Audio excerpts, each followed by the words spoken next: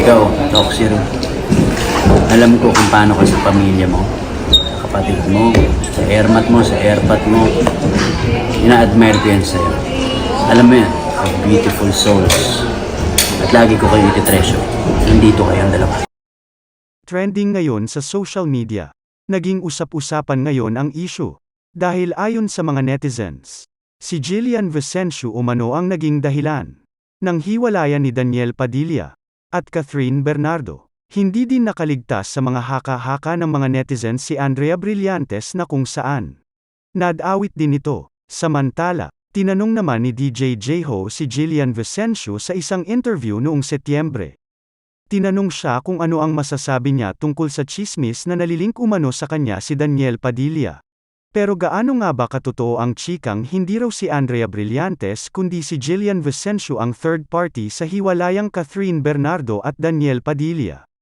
Ito ang pinagpipiestahan ngayon ng maraming marites sa social media matapos kumalat ang screenshots ng usapan ng dalawang tao na mukhang malapit kina Catherine at Daniel na nagmula sa TikTok user na Chismezoza.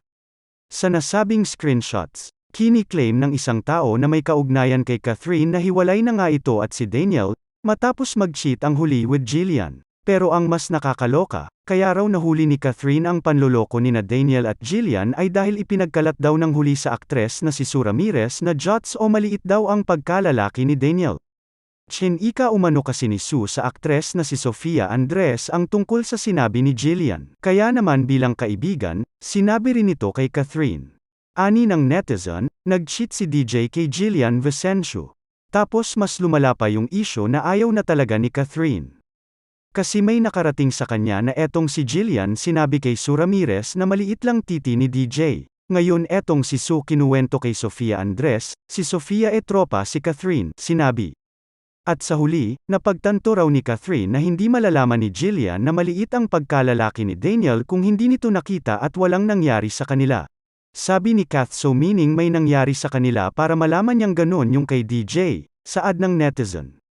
Samantala, bago raw umalis si Catherine papuntang South Korea para sa tanggapin ang awards na nakuha nito, pinuntahan daw nito si Daniel sa kondo nito para magpaalam. Sa panahong ito, ilang buwan na raw nag-aaway sina Catherine at Daniel. Ang dahilan? Bigla daw kasing nagbago ang aktor. Bigla raw itong tumahimik, tapos palaging may ka-text.